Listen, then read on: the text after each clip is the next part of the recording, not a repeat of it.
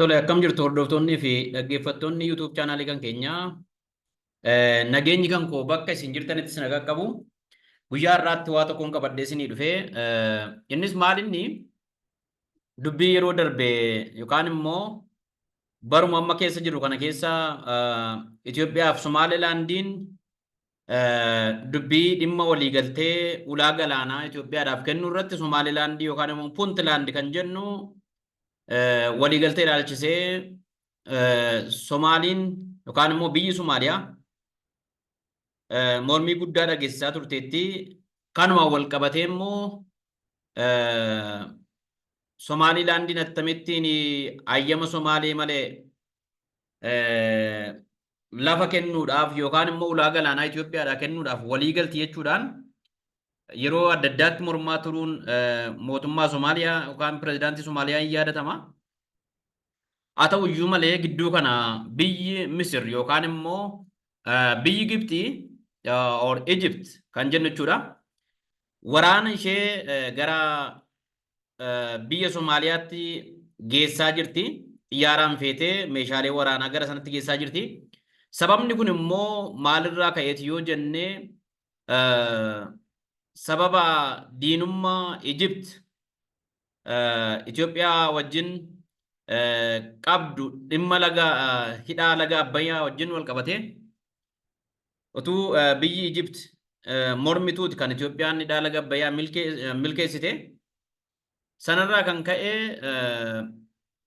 duraanis biyyi Egypt kuni Sudaanii wajjin walii galtee loltoota ishee Sudaan keessa qubachiistee Itoophiyaa irratti lola banuudhaaf hawwii qabdi turte, yaalii tokko tokko gaggeessaa turte. Haa ta'u iyyuu malee sun sadarkaa yaaliitti waan hafee fi amma immoo itti fufteetii kan isheen Somaalilaandii kana dhimma Somaalilaandii irratti mootummaa Somaaliyaa wajjin Itoophiyaa loluudhaaf waan tattaafachaa jirtu fakkaata. Mee barreeffama kana isinii dubbisa dura isa kanaan sheersinii godha barreeffama jiru kana jechuudha. Dhimma kanaa wal qabsiisee waan xiinxalaan siyaasaa tokko barreesse. Innis akkas jedha. Somaaliyaa fi Masrii yookaan Egypt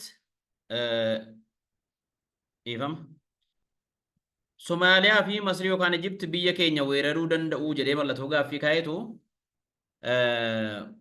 yaada kana akkasittiin kaa'a.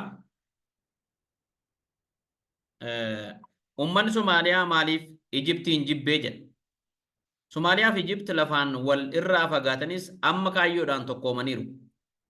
Gidduu kana immoo biyyi deeggarsa keenyaan biyya taate gola waraana ishee Egyptiif bantee wajjin sirba mormaa sirbaa jiru. Biyyoonni kun lamaan seenaa fi qabatama wal fakkaataa qabu. Seenaa keessatti Egypt yeroo hedduu biyya keenya weeraruuf yaaltee cabdee deebiteetti. Somaaliyaanis kaayyoo Somaaliyaa guddittii or Great Somaaliyaa ijaaruutiin biyya keenya weeraruu yaaltee ofiifuu kaartaa irraa baddeetti. Haala qabatamaa amma jiruunis yeroo ilaallu biyyoonni kun lamaan cimina Itoophiyaa akka rakkoo taksiimoo yookaan strategic threat biyya isaaniitti lakkaa'u waan ta'eef kaayyoo wal fakkaataa qabu. Egypt milkii hidha laga haaromsaa, milkii dippiloomaasii idil addunyaa fi guddina diinagdee biyyi keenya agarsiisaa jirtu dhageemtii ishee jalaa hir'isuun gabaa idil addunyaa keessatti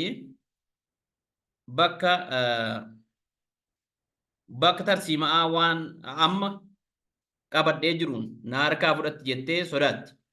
Keessumattuu injifannoon hidha haaromsa guddichaa kallattii hedduudhaan Egypt miidheera. Jalqaba irratti hidhichi miidhaa narraan geessisa jechuun biyyoota addunyaa hedduu of duukaa hiriirsaa kan turte yoo ta'u, hidhichi qabatamatti ijaaramee bishaan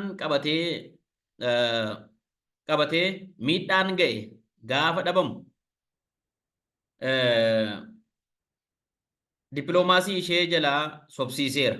Kun immoo gara fuulduraatti dhimmoota birootiif illee yoo Egypt biyyoota biraaf duukaa hiriirsuuf jettee foreign relations narrative yookaan immoo kufaatii hariiroo alaa isheerraan geessisa jechuudha. Sobduu taate waan argamteef jechuudha.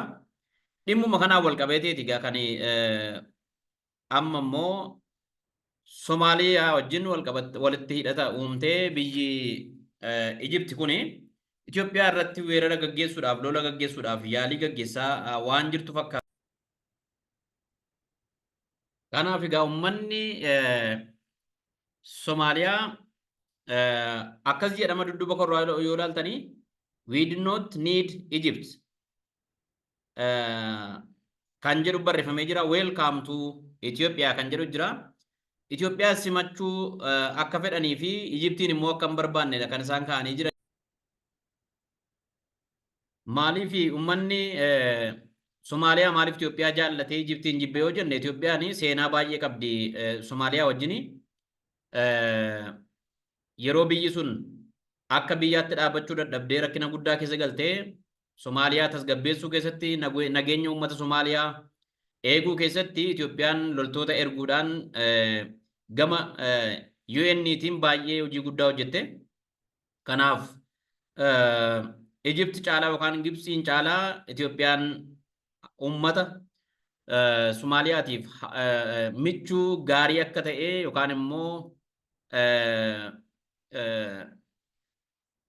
kan yeroo rakkinaa bira dhaabbate waan ta'eef uummata Itoophiyaatiif mootummaa Itoophiyaati kan uummanni Somaaliyaa barbaadu waan ta'eef sanammoo deeggarsa isaa hiriira bahee mul'isee jira. Kanaaf nutis akka lammii Itoophiyaa tokkootti biyya alaas biyya keessaas warri jirru dubbii kanaan wal qabatee dhimmi ulaa galaanaa argachuu Itoophiyaadhaaf gahee guddaa taphataa hornuma Afrikaa irratti Itoophiyaan dhiibbaa influenshiyaal akkasiin taatuuf hin gargaara waan ta'eef utuu ilaalcha siyaasaatiin utuu waliin qoodin amantaadhaan utuu waliin qoodin paartii siyaasaa deeggarruun utuu waliin qoodin tokkummaadhaan dhaabbannee mootummaa Itoophiyaa wajjin taane dhimma amma deemaa jiru kana mormuudhaan uummata Somaaliyaa of bira hiriirsuudhaan itti fufuu qabnan siniin jedha. Galatoomaa ulfaadhaa yoomillee taanaan injifannoon Itoophiyaadhaaf nagaanaa ta'a. Yaada qabdan immoo komentii qabdan immoo barreessuu dandeessu. Kun anaaf yaada isa dhuunfaa kan kootiitii jechuu barbaadeetani.